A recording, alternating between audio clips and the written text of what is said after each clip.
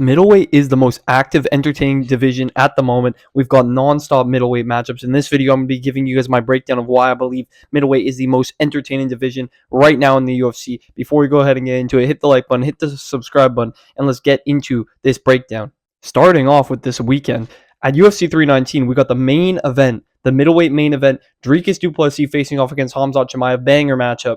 Banger matchup.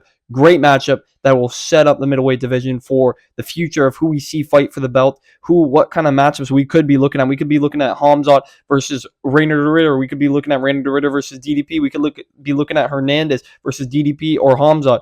Imavov versus Baralho. The winner of that could be facing for the title. Lots and lots of possibilities. We're going to be getting into all of that. But this weekend, we've got 5 middleweight matchups at UFC 319. 5 of them.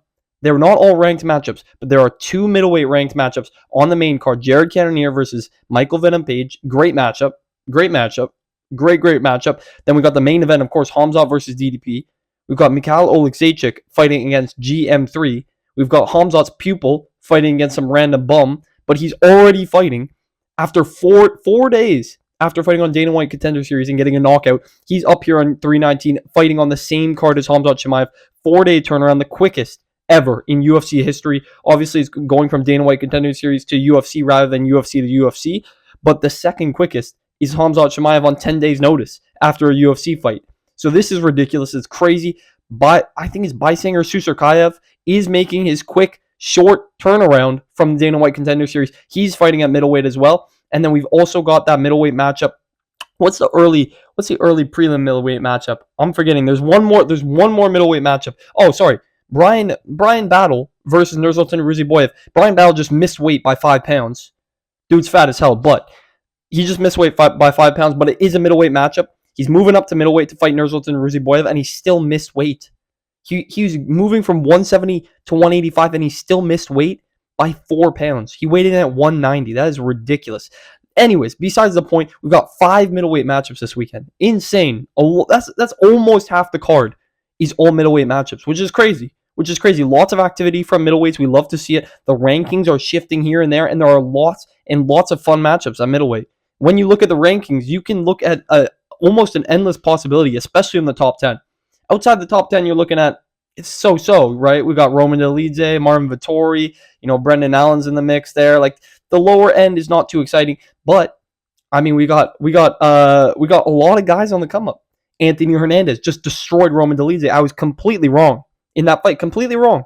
I made a breakdown. I said Roman Dolidze would be better in the fight, and I said that he would beat Anthony Hernandez. I said Hernandez is overrated. I was wrong.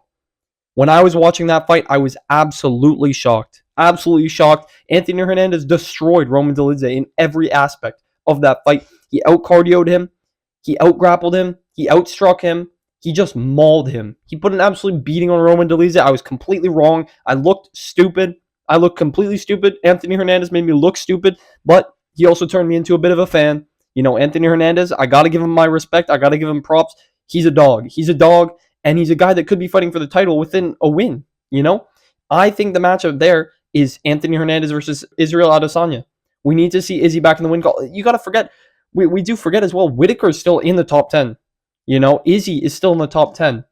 There's guys that are on the decline of their career. Strickland's still in the top 10, right? Like all these guys are still in the top 10.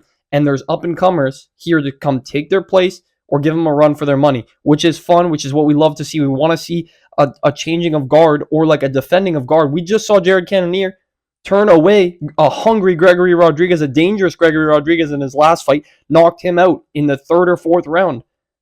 Big comeback win for Gregory Rodriguez. He showed he still deserves to be in the top 10. That's what you love to see. We need to see that matchup. We need to see the Anthony Hernandez versus Izzy matchup. We need to see Reinier de Ridder versus Strickland matchup. We need to see some of these matchups where there's either a changing of guard or kind of a, hold down the fort or let your spot get taken. You know what I mean?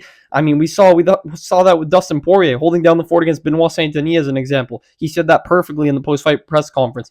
Either hold your spot or give it up, man. You either fight for your spot or you give it up. So we need to see some more activity from some of the older middleweights, but we're seeing a lot of nice ranked matchups being made. We got Imavov versus Baralho in a couple weeks. That is a great matchup. That is a great matchup.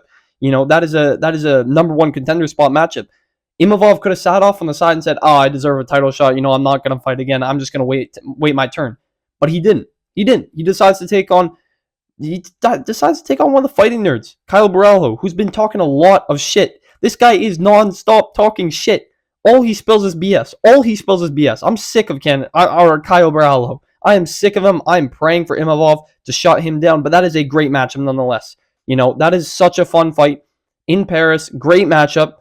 We got, like I said this weekend, we got MVP versus Cannonier. That's a fun matchup. Cannonier is getting old, but he's still holding down the fort. And MVP, if he beats Cannonier, he's got a chance to break into the top 5. He gets a top 5 matchup next, That's number 8 versus number, 12, I think MVP is, or something like that, right?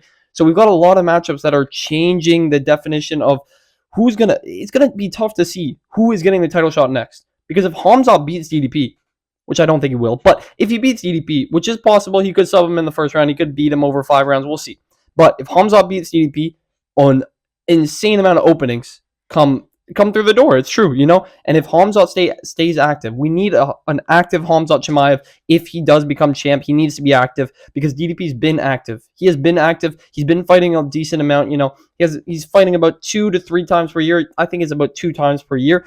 But if Hamzat can be on that 2 times per year and we get some good other matchups with RDR in the mix, Anthony Hernandez in the mix, still Sean Strickland trying to defend his spot in the top 5, Izzy trying to defend his spot, Whitaker can still fight some up and comers, We also got what was it? Roman Kopylov versus Borrachino.